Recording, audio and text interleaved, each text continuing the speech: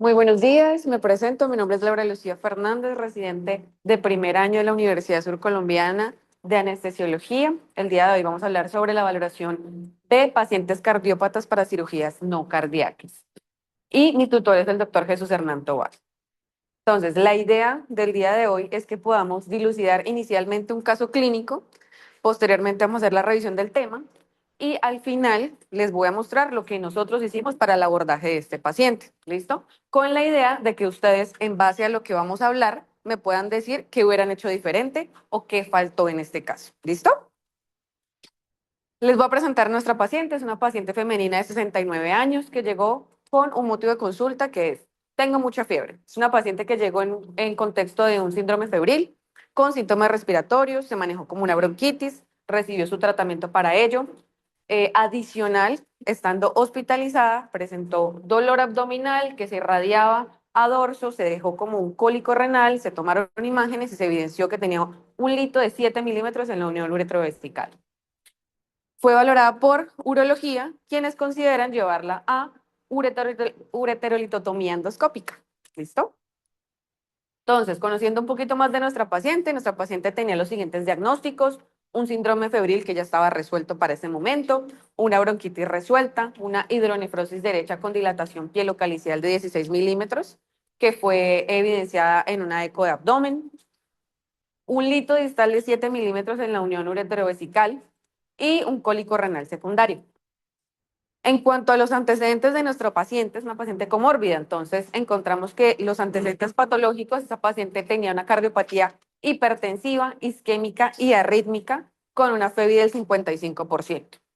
Tenía una enfermedad coronaria de la coronaria derecha que había sido intervenida con manejo percutáneo con angioplastia más stent en el 2022, un marcapasos DDD por un bloqueo AB de tercer grado que fue colocado en el 2022, hipertensa, diabética, hipotiroidea, obesa con artrosis.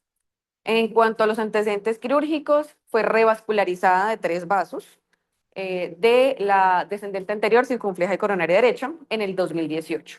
Anestésicos, recibió anestesia general sin complicaciones. Farmacológicos, recibía ASA 100 miligramos, furosemida 40 miligramos, carvedilol 12.5 cada 12, amlodipino más valsartán, atorvastatina, levotiroxina de 75, glulicina 10 unidades cada 8 horas y glargina 25 unidades cada 24 horas. Al examen físico con esta paciente, en cuanto a los hallazgos positivos, encontramos que tenía una palidez mucocutánea, a la auscultación un murmullo vesicular conservado con roncus escasos en ambas bases pulmonares, tenía una cicatriz en su región external, pues por su antecedente quirúrgico de revascularización y presencia de marcapasos subclavicular izquierdo. El abdomen doloroso a la palpación en flanco derecho, extremidades con edema grado 1 con signo de la fobia y en cuanto a la vía aérea sin predictores de vía aérea difícil. Los paraclínicos de esta paciente. Entonces, encontramos que tenía una hemoglobina de 11.9, unas plaquetas de 246.000, una función renal con una creatinina de 1,2, un BUN de 16, unos biomarcadores con un ProBNP de 784, una troponina de 2.6 y, entre otros paraclínicos de interés, una TSH en 11.9 y una glicemia en 227. Esto es para tener en contexto a nuestra paciente. Ahora vamos a hablar del tema que nos corresponde el día de hoy y al final ustedes me van a dar sus apreciaciones de qué hubieran hecho diferente con esta paciente. Vamos a basarnos en las guías del 2024 de valoración para paciente cardiópata para cirugía no cardíaca. Lo primero que hacen estas guías es que nos van a definir, nos van a ajustar las definiciones del momento quirúrgico y del riesgo quirúrgico. Entonces, lo primero que hacen es hablarnos del tiempo de la cirugía. Una cirugía de emergencia es toda cirugía que debe intervenirse el paciente en menos de 2 horas. Una cirugía de urgencia de 2 a 24 horas. Sensible al tiempo, se puede diferir hasta 3 meses en caso de que el paciente requiera optimización o completar tratamiento. Y una cirugía electiva es una cirugía que se puede posponer indefinidamente. El tipo de cirugía se clasifica en riesgo bajo y en riesgo elevado. Dentro del riesgo elevado vamos a encontrar las cirugías de riesgo intermedio y de riesgo alto. Las de riesgo bajo tenemos las de endocrino, mama, ginecológicas, obstétricas. De riesgo elevado intermedio tenemos las de cirugía general, las de otorrino, geniturinario, ortopedia. Y elevado alto vamos a tener vascular, torácica, trasplante y neurocirugía. Y además nos van a dar un riesgo global, que vamos a encontrarlo sumando las características de nuestro paciente más las características de la cirugía. Este me va a dar un riesgo de que el paciente presente eventos cardiovasculares mayores, que puede ser menos del 1%, un riesgo bajo, o de 1 o más, un riesgo elevado. En cuanto a la epidemiología, tenemos que se realizan aproximadamente en el mundo 313 millones de cirugías cada año, dentro de las cuales las especialidades que intervienen con mayor frecuencia son ortopedia en un 40%, cirugía general y cirugía vascular. Dentro de estas, la cirugía vascular, la cirugía de tórax y el trasplante de órganos sólidos son los que presentan mayor incidencia de eventos cardiovasculares. En los pacientes hospitalizados, y esto es un dato de Estados Unidos, el 45% mayores de 45 años tenían factores de riesgo cardiovasculares. Y 1 de cada 33 de estos ingresos quirúrgicos presentaron una de estas complicaciones: muerte perioperatoria, infarto agudo de miocardio y ACV. Todas estas se asocian con un incremento en el tiempo de hospitalización de los pacientes y un incremento en los costos médicos. Entonces, ¿qué es lo que nos dice en la guía? Evalúe las herramientas de predicción del riesgo y nos dan estos 4 pilares. Los primeros son los factores quirúrgicos, que son los que acabamos de mencionar, del tiempo de cirugía y del riesgo de la cirugía. Tenemos las calculadoras de riesgo, los factores que ya son intrínsecos del paciente, como la clase funcional, la fragilidad, las comorbilidades, y los biomarcadores cardíacos, como las troponinas, el BNP, el proBNP. La recomendación para este caso es que todos los pacientes que tengan una enfermedad cardiovascular establecida o conocida y que vayan a ser llevados a una cirugía no cardíaca deben ser examinados mediante herramientas válidas de predicción de riesgo para estimar los riesgos perioperatorios de complicaciones cardiovasculares. Entonces, continuando con el segundo pilar, que sería las calculadoras de riesgo, vamos a encontrarlas acá. Están organizadas desde las más clásicas hasta las más nuevas. Y tenemos el índice cardíaco de Goldman, el índice cardíaco revisado, que lo traemos acá, en donde vamos a evaluar si la cirugía es de alto riesgo, si el paciente tiene antecedentes de ACV o accidente transitorio isquémico, si el paciente tiene cardiomopatía isquémica, si el paciente es diabético insulino requiriente, si tiene insuficiencia cardíaca o si tiene una creatinina superior a 2. Todo esto me va a dar un puntaje y asimismo me va a dar un porcentaje de probabilidad de que el paciente se complique. Dentro de las siguientes escalas vamos a tener la NSQIP para infarto agudo de miocardio y paro cardíaco perioperatorio, la NSQIP para riesgo quirúrgico, las herramientas de resultados quirúrgicos, la NSQIP para población geriátrica y el AVHAS2. Continuando con el tercer pilar, que serían los factores del paciente, aquí vamos a evaluar 2 cosas principalmente. 1, la capacidad funcional, y 2, la fragilidad del paciente. Entonces, dentro de la capacidad funcional, la recomendación va a ser que todo paciente debe tener una evaluación estructurada de la capacidad funcional, que la podemos hacer de diferentes formas. Una muy sencilla, que es haciéndole preguntas sencillas al paciente, como por ejemplo preguntarle si puede subir 2 pisos de escaleras. Y la vamos a clasificar según los METs. Que tenemos como punto de corte 4 METs. Un paciente que tenga menos de 4 METs ya sabemos que va a tener una capacidad funcional limitada. Otra de las formas que podemos hacer es aplicando diferentes encuestas, como por ejemplo el índice de actividad de Duke, que aquí lo traemos, en donde vamos a preguntarle también cosas muy sencillas a los pacientes. Por ejemplo, si puede realizar las actividades de autocuidado, si se puede bañar, si puede comer, si puede ir al baño, si el paciente puede caminar dentro de la casa, si puede caminar 1 o 2 cuadras, si puede subir escaleras, si puede darse un pequeño trote, si puede hacer actividades muy sencillas en la casa como lavar la loza, o si ya puede hacer actividades más fuertes como barrer, trapear, mover los muebles. Todo esto, entre más respuestas positivas tengamos, me va a dar un mayor puntaje que me va a indicar una mejor capacidad funcional en estos pacientes. La segunda cosa a evaluar en cuanto a los factores del paciente, vamos a tener la fragilidad, que en este caso la recomendación es que todos los pacientes que podamos tener una fragilidad percibida, que se sometan también a una cirugía no cardíaca de alto riesgo, requieren la utilización de una de estas herramientas validadas para evaluar la fragilidad del paciente. Entonces, la fragilidad va a ser el deterioro fisiológico en múltiples sistemas orgánicos que va a resultar en una mayor vulnerabilidad para este paciente, que es altamente prevalente, sobre todo en los pacientes que son mayores de 65 años, puede alcanzar el 10%, que va a ser mucho mayor, hasta 2 veces en mujeres que en hombres. Y dentro de los instrumentos que tenemos validados para la evaluación de la fragilidad de los pacientes, vamos a tener el fenotipo de fragilidad física, el índice de acumulación de déficits, la escala Frail, que es la que les traje acá, en donde vamos a hacerle estas preguntas sencillas al paciente: si está cansado, si es capaz de subir un piso de escalera, si es...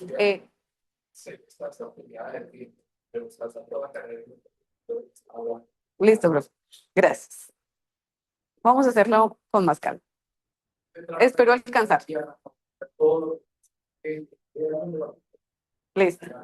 Entonces, retomando la fragilidad. Todos los pacientes que les podamos sospechar fragilidad, hay que hacerles cualquiera de estos instrumentos que estén validados para evaluarlo. El que nosotros utilizamos con mayor frecuencia es el Frail. Le vamos a preguntar al paciente si está cansado, si puede subir un piso de escaleras, si es capaz o incapaz de caminar una manzana, si tiene más de 5 enfermedades, si ha perdido más del 5% de su peso en los últimos 6 meses. Si me da más de 3 respuestas positivas a este test, voy a considerar que este es un paciente frágil. Y ténganlo en cuenta para el paciente que les mencioné desde el principio. ¿Listo? Entonces, el cuarto pilar son los biomarcadores para estratificación del riesgo. Dentro de los que vamos a encontrar el BNP y el proBNP y las troponinas, que la indicación para ambos es la misma. Pacientes que ya tengan una enfermedad cardiovascular conocida, establecida, pacientes mayores de 65 años o pacientes de 45 años o más que tengan síntomas sugestivos de enfermedad cardiovascular. ¿Listo? Y que además vayan a ser llevados a una cirugía no cardíaca de alto riesgo. Para ello también nos da unos puntos de corte la guía, en donde encontramos que para el BNP el umbral normal debería ser un valor por debajo de 92 nanogramos por litro.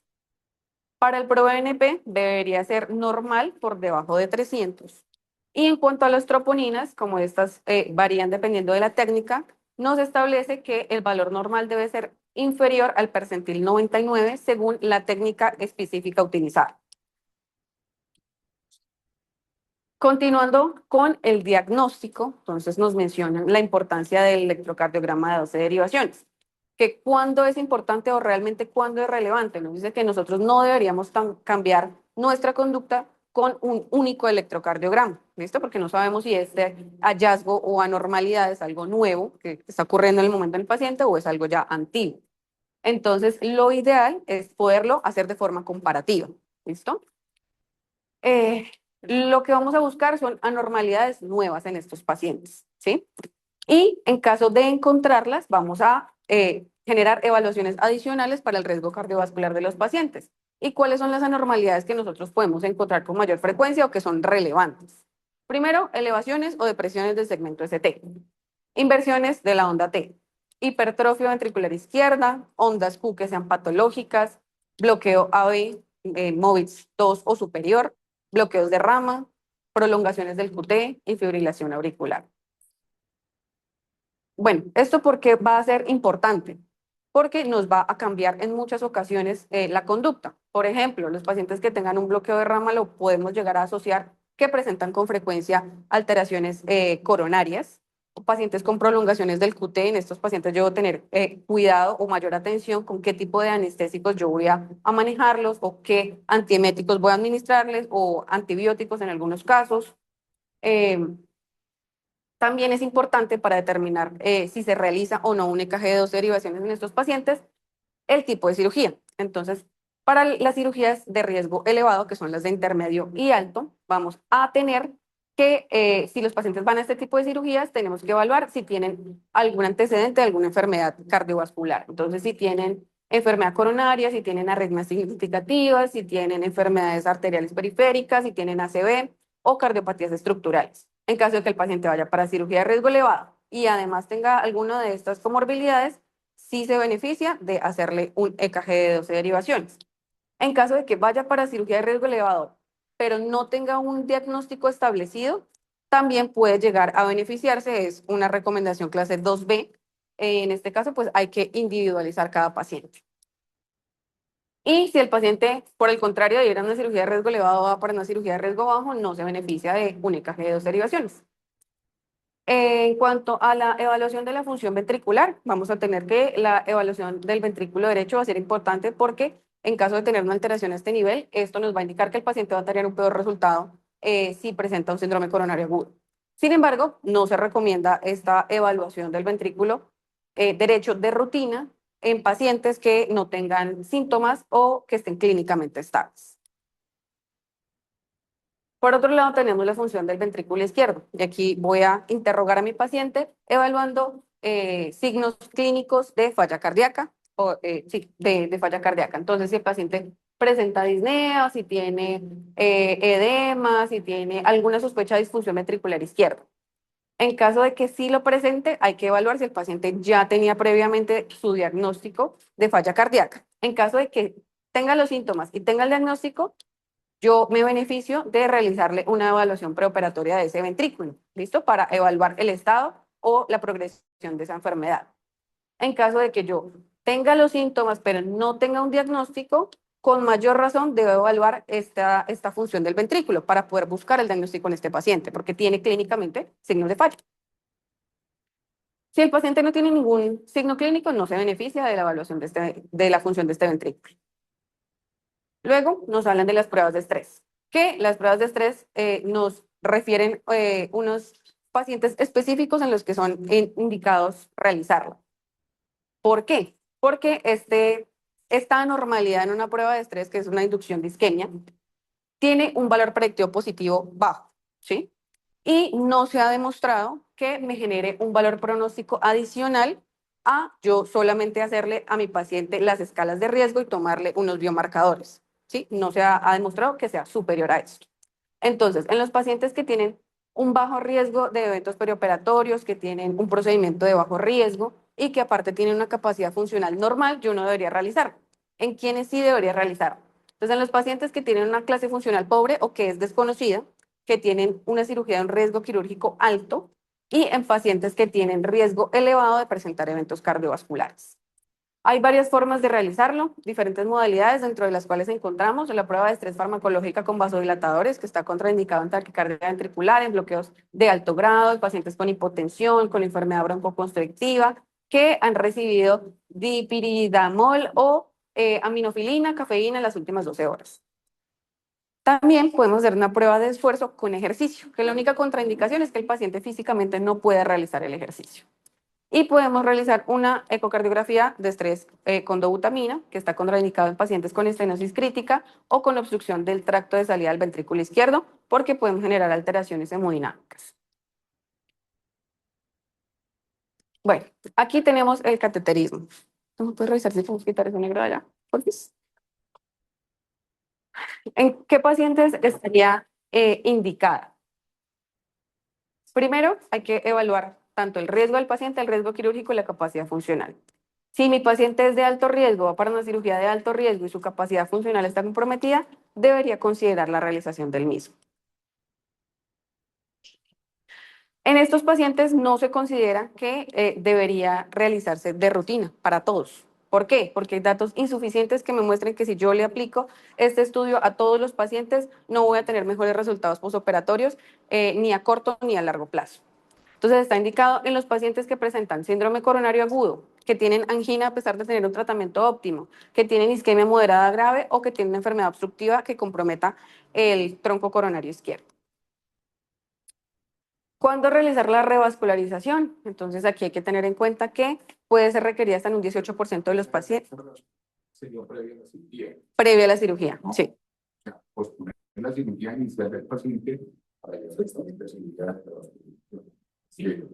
Nosotros siempre habíamos dicho que la probabilidad de muerte con un paciente, aunque se le hace una revascularización miocárdica, supera el 11%, va alrededor del 25 al 30%. En cambio, el riesgo de muerte o de cualquier complicación cardíaca por la cirugía era inferior al 11%. Por eso la recomendación era operarlo primero lo que quiera y después la revascularización. Entonces, por eso estamos esperando cuándo se inicia la revascularización. Los pacientes que tienen antecedente de un infarto agudo de miocardio pueden tener hasta 3.5 veces mayor riesgo de eventos cardiovasculares posoperatorios y si a estos pacientes adicional se les ha colocado un stent coronario en los últimos 2 años, van a tener el doble de riesgo de tener eventos cardiovasculares. Entonces, ¿cuál es la recomendación para estos pacientes para la revascularización previa a la cirugía no cardíaca? Que sea electiva, es que se puede realizar en pacientes con síndromes coronarios agudos. Te recomiendo de forma preoperatoria. En todos los demás, pues idealmente esperar. Para pacientes, bueno, esta recomendación 2A, pacientes con enfermedad coronaria crónica y con estenosis significativa que comprometa el tronco izquierdo mayor del 50%, se puede considerar siempre llevándolo a una junta que sea un manejo transversal. y no se recomienda en pacientes que tengan una enfermedad arterial coronaria que no comprometa el tronco izquierdo. Posterior a esto, la guía nos da unas recomendaciones para cada uno de las diferentes comorbilidades que pueda tener nuestro paciente. Entonces, para los pacientes hipertensos, nos dan recomendaciones tanto para el manejo preoperatorio, el manejo intraoperatorio y el manejo posoperatorio. Entonces, para el manejo preoperatorio, nos habla de que estos pacientes deberíamos continuarles el tratamiento médico hasta el día del procedimiento y que debemos evaluar los factores de riesgo cardiovascular, los antecedentes y las cifras tensionales con las que me llega mi paciente al momento del procedimiento. Entonces, refiere que pacientes que tengan una presión arterial sistólica por encima de 180 y una sistólica por encima de 110, podríamos considerar aplazar la cirugía siempre y cuando sea lectivo. Para el manejo intraoperatorio, entonces nos dicen que hay que tener unas metas de presión arterial que sean entre 60 y 65 milímetros de mercurio y una presión arterial sistólica que esté por encima de 90. Y en el posoperatorio nos hace énfasis en evitar la hipotensión. Entonces, idealmente mantener la presión arterial por encima de 60-65, la media, y la sistólica por encima de 90. Importante que se debe reanudar el manejo antihipertensivo tan pronto como sea clínicamente posible.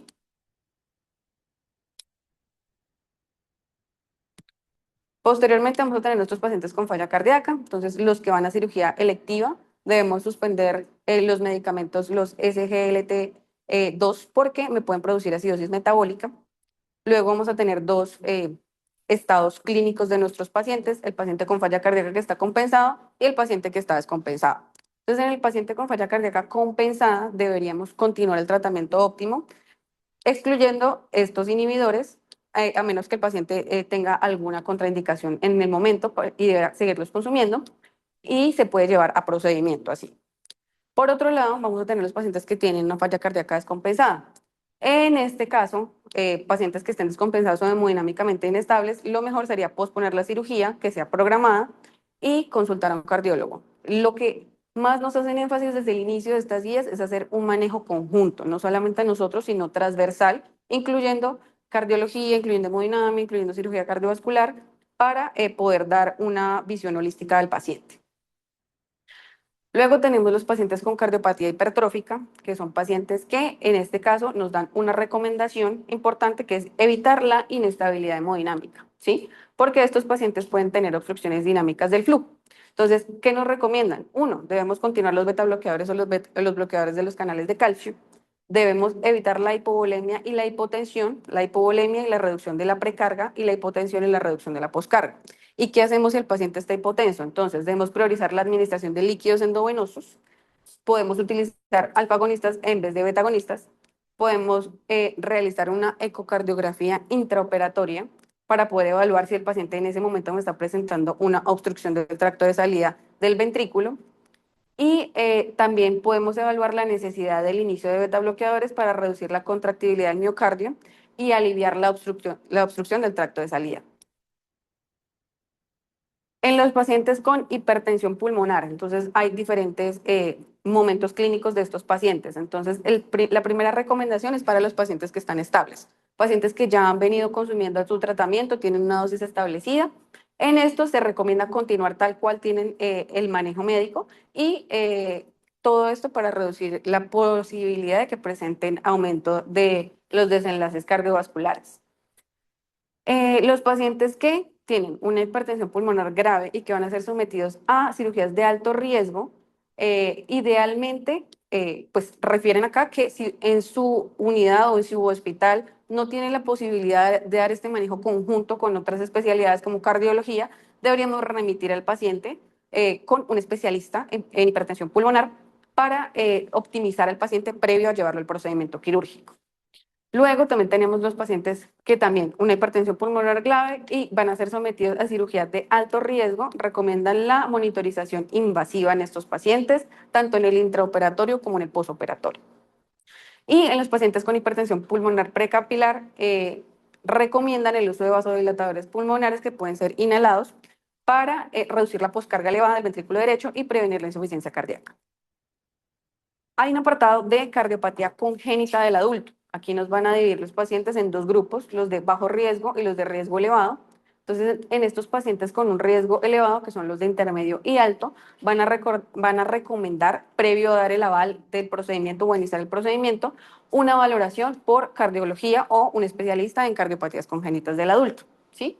Dentro de las que vamos a encontrar, por ejemplo, pacientes con ventrículo único, pacientes con cardiopatía congénita sienosante que no haya sido intervenida, pacientes con doble salida al ventrículo derecho, con atricias pulmonares, con tronco arterioso, con un arco aórtico interrumpido, que tengan alteraciones de la clase funcional, eso aplica para ambos, que tengan una capacidad funcional limitada, que tengan un shunt, que tengan disfunción valvular significativa, ya sea moderada o severa, o que tengan falla cardíaca.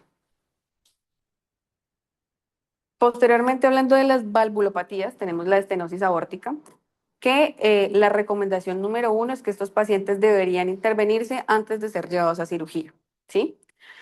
¿Por qué? Bueno, cuando es grave, sí, sí, sí, sí, cuando es grave. Cuando es moderado o grave,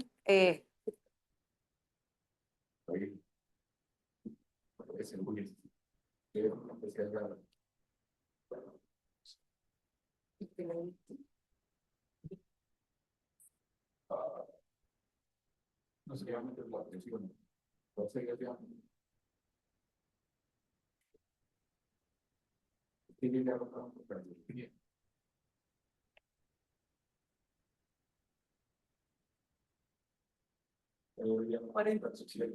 el área mayor a mínimo, el gradiente mayor 40 y el área valvular es el área de diferencia.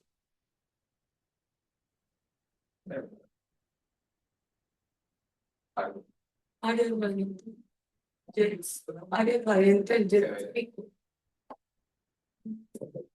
¿Está viendo todo lo que es? ¿Y lo puedes?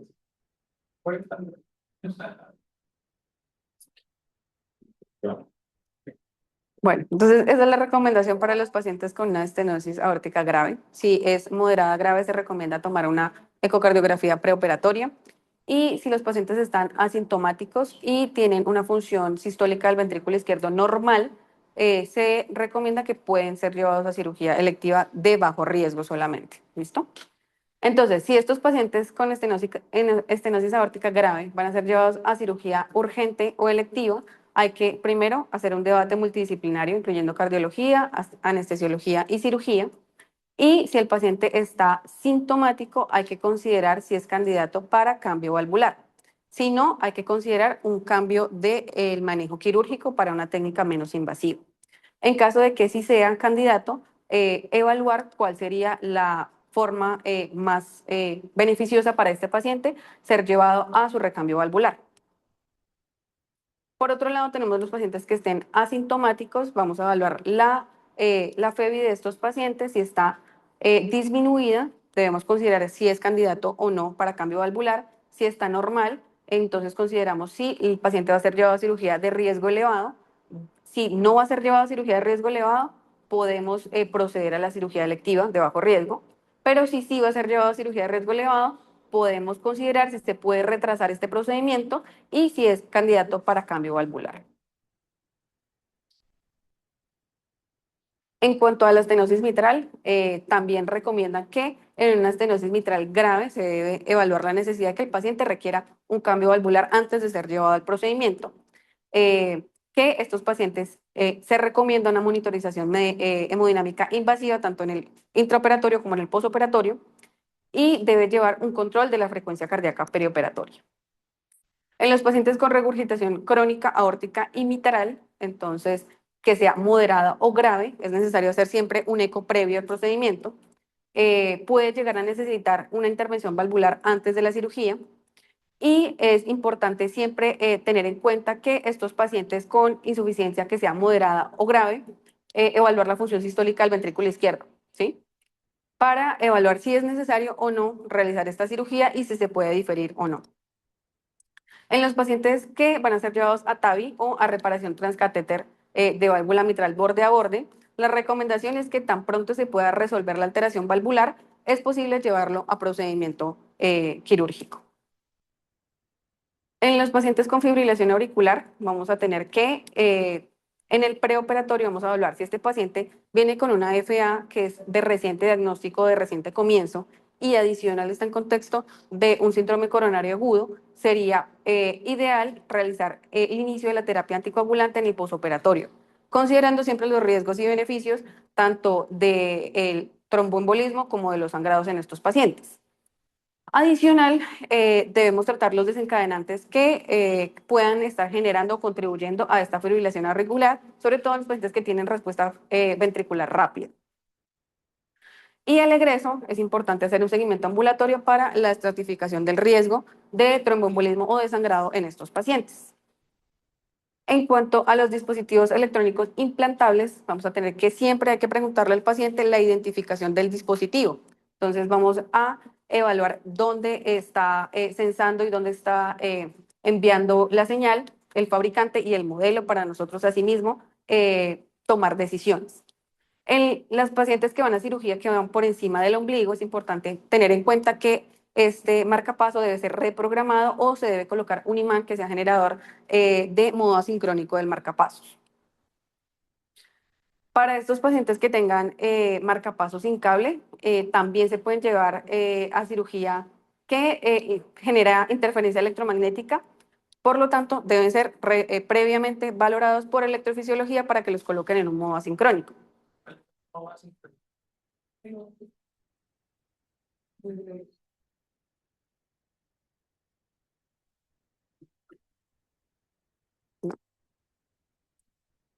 Creo una suerte de ritmo asincrónico para que no estimule con ningún electrodo aditivo. En cuanto a los pacientes que tienen un ACV previo, se recomienda retrasar la cirugía no cardíaca al menos 3 meses para reducir el riesgo de que el paciente vuelva a presentar un ACV recurrente o que se aumente el riesgo de complicaciones cardiovasculares. En los pacientes con apnea obstructiva se recomienda un diagnóstico temprano porque esta apnea obstructiva me va a aumentar el riesgo de complicaciones preoperatorias en los pacientes. En cuanto a la terapia médica, las estatinas se recomienda continuarlas en los pacientes que cumplan criterios o que los requieran. En los pacientes que están con medicamentos antihipertensivos, se deben continuar en las cirugías de alto riesgo, los que la están consumiendo de forma crónica. Y esto, hay casos específicos en los que se debe suspender 24 horas antes para evitar que el paciente ese día se lo administre y presente hipotensión refractaria en el intraoperatorio. En cuanto a los alfa-2 agonistas, hablan de la clonidina que no se debe utilizar a dosis bajas en el perioperatorio. En la terapia antiplaquetaria dicen que siempre debe tener un manejo multidisciplinario, evaluando el riesgo de sangrado y trombosis. Para el manejo antiplaquetario, después de haber realizado una intervención percutánea, se recomienda continuar la aspirina en dosis bajas. Y en los pacientes que reciban stent metálico convencional o mayor de 3 meses con un stent liberador de fármacos, se debe iniciar la doble antiagregación. Para el manejo antiplaquetario perioperatorio después de la intervención percutánea, tenemos que estos pacientes deben suspender bueno, aquí estamos hablando de también anticoagulantes orales, se debe suspender y deben continuar con el ASA. En cuanto a los pacientes que no les habían hecho una intervención percutánea, estos pacientes que van a ser sometidos a cirugía electiva, puede ser razonable continuar el ASA en pacientes seleccionados teniendo en cuenta el balance del riesgo de la trombosis y los sangrados en estos pacientes. Entonces, ¿cómo son los tiempos que yo debería esperar para la realización del procedimiento? Entonces, el momento óptimo para la realización de cada uno de estos, después de una angioplastia con balón únicamente, debería tener un retraso de 14 días para la realización de la cirugía no cardíaca. Para las intervenciones quirúrgicas percutáneas y las angioplastias, un retraso de 30 días. Y para las realización de las pacientes que van para angioplastia también, se debe realizar un retraso en la cirugía no cardíaca de 12 meses y en este caso de 6 meses. En cuanto a las anticoagulantes orales, tenemos que los pacientes que estén recibiendo anticoagulantes orales también tienen que tener siempre un enfoque multidisciplinario y equilibrar el tromboembolismo y el sangrado. Los pacientes que están recibiendo anticoagulantes dependientes de la vitamina K pueden requerir un manejo con una terapia puente que se debe realizar con heparinas subcutáneas y los anticoagulantes deben retomarse tan pronto sea lograda la hemostasia después del procedimiento quirúrgico. Los betabloqueadores deben continuarse.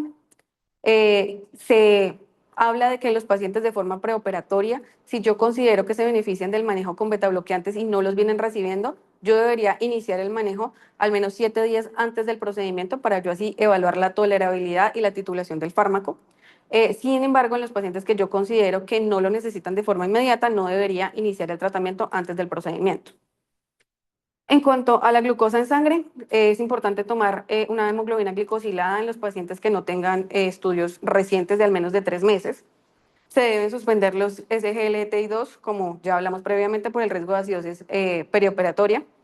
Y se debe continuar el tratamiento con metformina para evitar desenlaces contraproducentes en estos pacientes. En cuanto a la técnica anestésica y el agente anestésico, se pueden utilizar ambos, tanto una anestesia general con anestésicos volátiles o con anestesia total intravenosa o regionales. Ambas son unas recomendaciones 2A, dependiendo del procedimiento quirúrgico para el que vaya cada paciente. Por otro lado, tenemos el manejo del dolor perioperatorio, que es muy importante porque en estos pacientes con enfermedad coronaria, el dolor puede generar un aumento de la demanda de oxígeno y me puede generar más complicaciones. Entonces, recomiendan la analgesia epidural. En este caso, le mencionan dos. Una que se dé a nivel torácico, que es ideal para pacientes que son sometidos a cirugía abdominal mayor. Y por otro lado, la lumbar, que es principalmente para pacientes con intervenciones a nivel de miembros inferiores. Entonces, acá ponen el ejemplo de pacientes con fractura de cadera. Esto cada vez está con mayor vigencia, incluyéndose en los protocolos de recuperación mejorada y en las estrategias de analgesia multimodal. En cuanto a la monitoría, realzan la importancia del ecocardiograma que se puede realizar de forma intraoperatoria para encontrar anormalidades de forma temprana. También hablan del uso de los catéteres de la arteria pulmonar en pacientes que tengan alteraciones hemodinámicas significativas para poder tener una monitoría estrecha y en tiempo real y el mantenimiento de la normalidad de la temperatura corporal en estos pacientes. En cuanto a la anemia, se habla del uso temprano de ácido tranexámico. También en los pacientes que previamente se detecte una deficiencia de hierro, se puede utilizar una terapia preoperatoria con hierro, todo con la idea de mantener la hemodinamia del paciente, evitar las transfusiones y la anemia. Por último, vamos a hablar de la injuria miocárdica después de la cirugía no cardíaca, que esta se presenta hasta en un 20% de los pacientes, que en estos pacientes sería recomendable tomar niveles de troponinas de 24 a 48 horas después de la cirugía, siempre y cuando sea de un riesgo elevado en estos pacientes que tienen una enfermedad cardiovascular ya establecida, que sean mayores de 65 años. El diagnóstico se va a dar con que las troponinas estén por encima del percentil 99, con que sospechemos que el origen sea isquémico, se debe tomar un EKG de 12 derivaciones debemos descartar que el paciente esté cursando en ese momento con un infarto agudo de miocardio. La mortalidad asociada es aproximadamente del 10%. En estos pacientes debemos hacer una optimización del manejo y un seguimiento de forma ambulatoria. Entonces, en estos pacientes vamos a evaluar nuevamente la historia clínica, evaluar el examen físico y el EKG de los pacientes. Vamos a ver si tiene una elevación o no del ST. Si el paciente no tiene una elevación del ST, hay que evaluar si cumple alguno de los otros criterios de infarto agudo de miocardio. Si no lo tiene, si podemos considerar que es una lesión miocárdica posoperatoria, hay que sospechar si es de origen isquémico o no. En caso de que no sea, lo clasificaríamos como un MINS y en caso de que sí esté asociado a un proceso isquémico, hay que tratar la causa subyacente. Si el paciente sí cumple con alguno de los otros criterios de infarto agudo de miocardio, entonces este sería un escenario en paciente con un infarto sin elevación del ST. Si se sospecha rotura de la placa o no, pues para clasificarlo. Y si el paciente no tiene elevación del ST, entonces, perdón, si sí tiene elevación del ST, ya sería un infarto con elevación del ST. En este caso, ya el paciente se derivaría a realización de una arteriografía coronaria o una angioplastia, dependiendo de lo que requiera en cada momento el paciente. Entonces, volviendo a nuestra paciente de la cual hablamos inicialmente, esta paciente se clasificó como una paciente ASA3, una paciente con un riesgo quirúrgico bajo, con un índice de Lee de 2 puntos y una clase funcional menor a 4 meses. El manejo que se dio con esta paciente, una monitoría básica, se preoxigenó con cánula nasal y con máscara facial. Se realizó una inducción para una anestesia general balanceada con lidocaína, ketamina, propofol, remifentanil y dexa. Y la analgesia por la que se optó fue iosinamazepirona y tramadol. Y este fue el récord. Entonces, en este punto me gustaría que comentaran de pronto si tienen alguna idea diferente, cómo pudimos haber manejado a este paciente según la revisión que acabamos de hacer.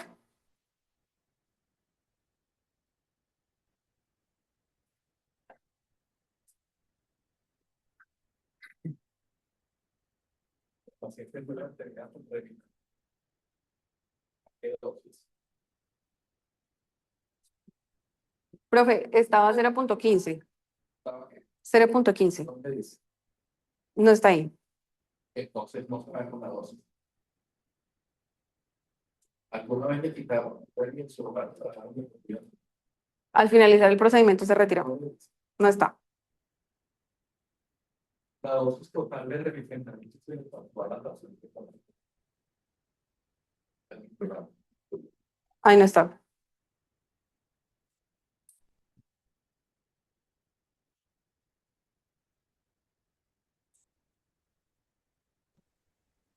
Bien, la razón básica por la que Los casos, porque definitivamente es una paciente para que nos dimos cuenta de manera tardía y no habíamos hecho una evaluación cardiovascular ajustada a la enfermedad real de la paciente. Si se dieron cuenta, es una paciente añosa con con una enfermedad realmente quirúrgica pobre, no grave, ¿sí? Era un lito que estaba en la unión ureterovesical que no revestía mayor complejidad y su cirugía era endoscópica.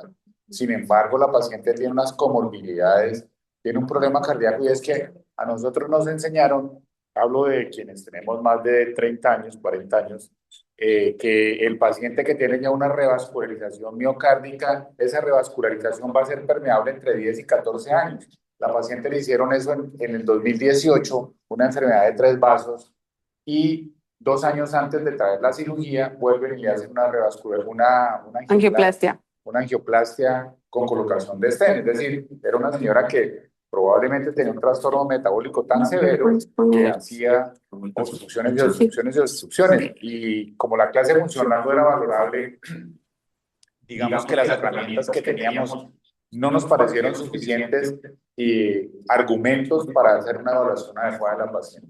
Entonces, no es que hubiéramos pasado por alto, lo estuvimos discutiendo durante el caso clínico y realmente como cometimos el error, quisimos traerlo, exponerlo y que nos hicieran ustedes los comentarios adecuados.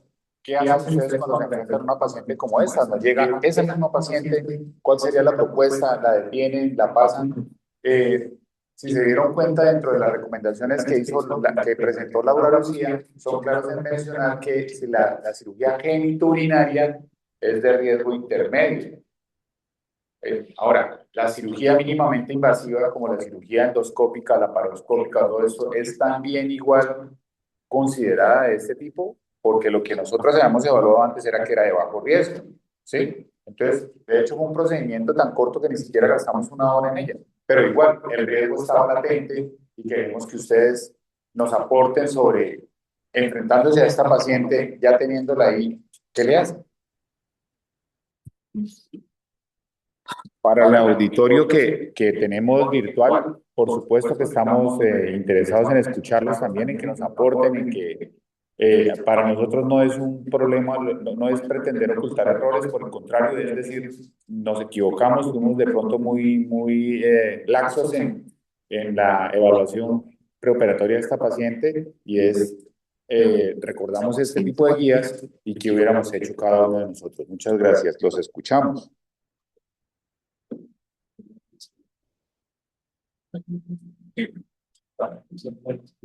Hay una cosa que se me llama la atención durante la actuación.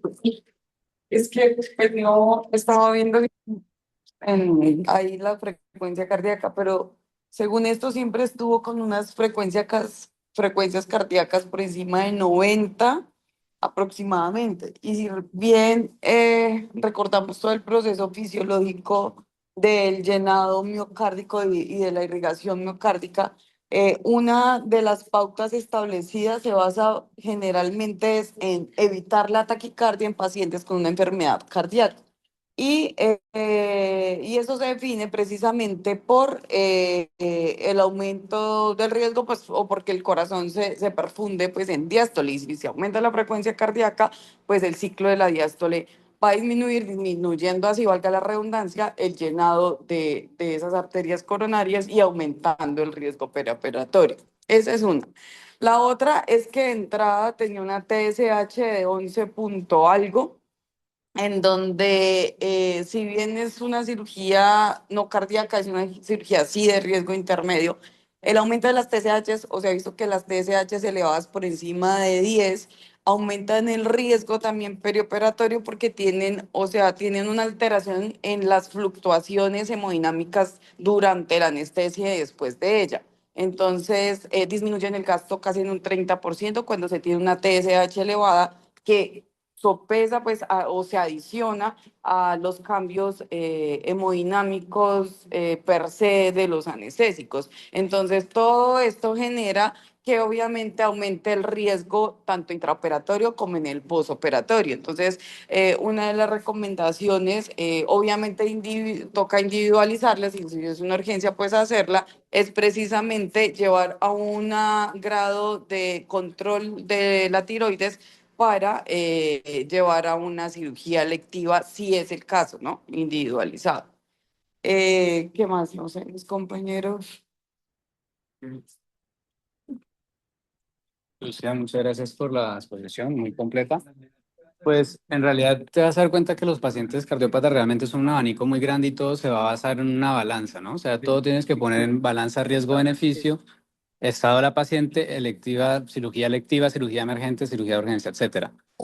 Algo que yo le adicionaría y que en ocasiones dejamos muy por encima o no lo evaluamos de una forma tan acuciosa es la función diastólica. La paciente Mayor tiene riesgo de cuatro factores de infecciones, riesgo su grandísimos, perdón, recuperación va tres a de los ser cuatro más factores de riesgo lenta, grandísimos para hacer una disfunción el mayor diastólica. Son consumo de diabetes, oxígeno. hipertensión, obesidad y enfermedad Los renal crónica. Tenía orientadores tres de ellas. predicen estas Entonces, complicaciones cada vez hasta en se un describe que hay más 60% disfunción diastólica según con estudios fracción de clínicos. eyección preservada. Es decir, puede que el paciente tenga una falla ¿Quiénes cardíaca con pueden fracción de darle eyección uso a preservada, estos tiene una FEBI del dispositivos? 55%, Están pero los no nos asegura que anestesiólogos, no tenga una disfunción de diastólica. control y Lo que nos dijo cirugía, Cristina es realmente muy están los importante y el enfermeros, paciente va a el perfundir personal de UCI, ese miocardio o esa célula miocárdica paramédicos y en diástole. Si tiene una ambulancias, disfunción diastólica va a empeorar su enfermería pronóstico y es un general en factor totalmente hospitalización independiente para y morbimortalidad. respiración. Adicional de eso, ¿En cuando qué se áreas se evalúa pueden llevar un usar paciente que este tipo de probablemente tenga difusión dispositivos? diastólica, se deben evaluar las En salas mejores de técnicas cirugía, anestésicas. Entonces, en en este caso, urgencias, pues se hizo en anestesia general, pero UCI, cuando tengamos otro tipo de pacientes, se intervención tiene que evaluar, evitar llevar post-anestésica, al paciente a anestesia general, preferir neonatología. las técnicas regionales, llevar al paciente a la mejor evitar la taquicardia, mejor dicho, evitar la inestabilidad hemodinámica y esos, además, factores de riesgo que de hecho se debieron haber tomado en cuenta porque, como te digo, tiene tres factores de riesgo grandísimos para hacer disfunción diastólica en una paciente realmente frágil. Y sumándole la disfunción diastólica como factor pronóstico independiente de morbimortalidad, empeoraría cualquier desenlace. Le adicionaría eso. Lucía, gracias por la exposición. Voy a hacerle varios apuntes al respecto, pero antes de hacerlo y antes de que el auditorio se diluya, quiero hacer una apreciación, una invitación gremial. Recuerden que esta noche a las 7:30 de la noche es la Asamblea Extraordinaria de la CHARE, de la Sociedad Huilense de Anestesiología y Reanimación, como punto uno, una modificación de estatutos. Esperamos que sea una reunión muy corta, muy ágil, pero necesitamos la participación de todos para que eso pueda salir adelante. Entonces los invitamos, es virtual. Ya les llegará por WhatsApp y por correo el link, ya se ha enviado además. Bueno, volviendo al caso, hay algunas cosas que me llaman la atención. Nosotros teníamos el concepto, digo nosotros porque estaba así hace algunos años, de que un paciente que estaba revascularizado o que le habían colocado un stent y que estaba asintomático, le daba a uno aparentemente una tranquilidad de al menos 5 años de que tenía el riesgo similar a que si no hubiera tenido esa enfermedad. Claramente en la exposición quedó expuesto que el paciente que ha tenido ese evento en los últimos 2 años le aumenta por lo menos 2 veces el riesgo. O sea que no podemos irnos ya como tan tranquilos de que el paciente ya está revascularizado, entonces ya nos quitamos ese riesgo de encima. Ojo, que el riesgo está y está elevado a 2 veces. Segundo, hay algunas cosas en cardiología que han venido cambiando y nos meten en camisa de 11 varas. Por ejemplo, un concepto relativamente reciente es la falla cardíaca con FEBI conservada. Es algo que a uno le queda como un poquito difícil de comprender, pero ya no podemos quedar tampoco tranquilos con que el ecocardiograma nos da una FEBI normal. Resulta que el paciente puede estar en falla cardíaca y ahí entran los marcadores bioquímicos como el ProBNP para saber exactamente dónde estamos. Tercero, tampoco podemos estar tranquilos si el paciente tiene un cateterismo cardíaco y tiene las coronarias sanas o, como dicen los hemodinamistas, sin obstrucciones significativamente importantes o algo así. Porque los pacientes pueden tener las coronarias sanas y tener ahora una cosa que se está llamando enfermedad de bajo flujos. Es decir, las coronarias están sanas, pero el flujo está muy lento e igual está en riesgo. Entonces, fíjense cómo nos va a quedar una proporción afortunadamente pequeña de pacientes en donde nos va a quedar muy difícil decir no tiene riesgos, porque a pesar de todos estos exámenes pueden tener riesgo. Yo me enfrento con mucha frecuencia a estos casos en los pacientes que le hacemos las valoraciones de pretrasplante renal, que son pacientes muy comórbidos y nos llegan así. Sí, entonces recuerdo una paciente en el momento asintomática, pero que hacía mes y medio había tenido un problema coronario, le hicieron cateterismo y tenía obstrucción de la coronaria derecha del 100%. Y el cardiólogo le dio vía libre para el trasplante. Ese es un caso altamente discutible donde bueno, ahí qué hacemos. ¿Hay miocardio viable o no hay miocardio viable? El otro caso que es bastante frecuente son pacientes que nos llegan y que han tenido o el evento coronario agudo o le han hecho el angioplasia con stent hace un mes, hace mes y medio. Estamos en la ventana de alto riesgo. ¿Sí? ¿Qué tanto debemos esperar esos pacientes? Entonces, hay muchas cosas allá a tener en cuenta cuando nos enfrentamos a un paciente. Y por último, Laura, Lucía, por último, exponer una guía es muy difícil porque una guía viene como un paso a paso y evidencia y todo. Entonces, uno para exponer una guía le queda complicado porque termina haciendo lo que prácticamente hiciste, que es venir a leer la guía porque es que a eso, ¿qué más se le resume o qué más se le hace?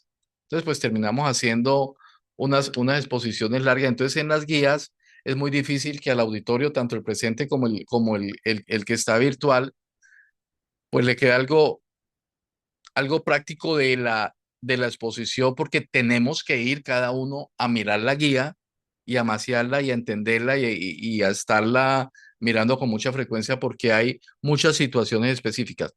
Le preguntaba por el remifentanil, no solamente por evidenciar que fue un récord de anestesia muy mal llenado, donde hay un residente muy mal llenado, sino que recordemos que el remifentanil tiene un costo hemodinámico importante. Y en un paciente con muchas comorbilidades es muy importante primero considerar si es la mejor opción o no. Podría serla. Pero segundo, tener muy en cuenta las dosis que estamos usando. Y el récord no nos hablaba nada de eso. ¿Ok? Cristina.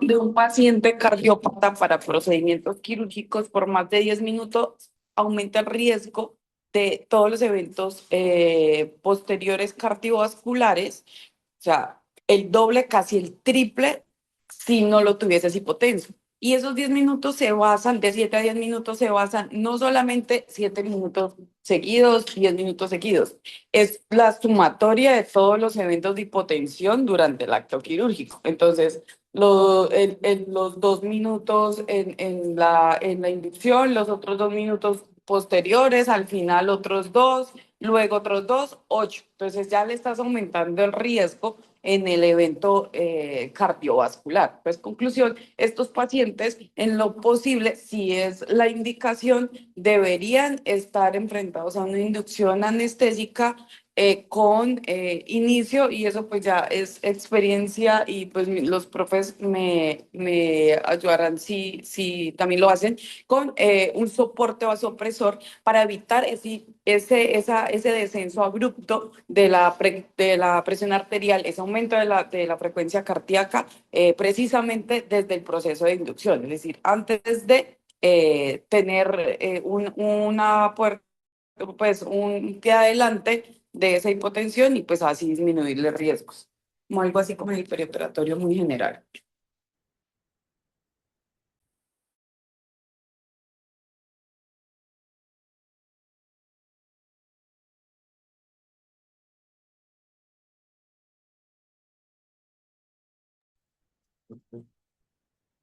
¿El auditorio virtual tiene algún otro comentario o aporte?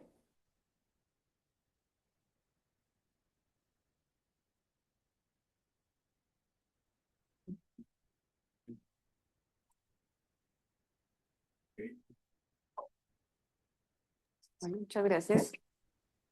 Toda la asistencia, son ustedes muy amables. Feliz día.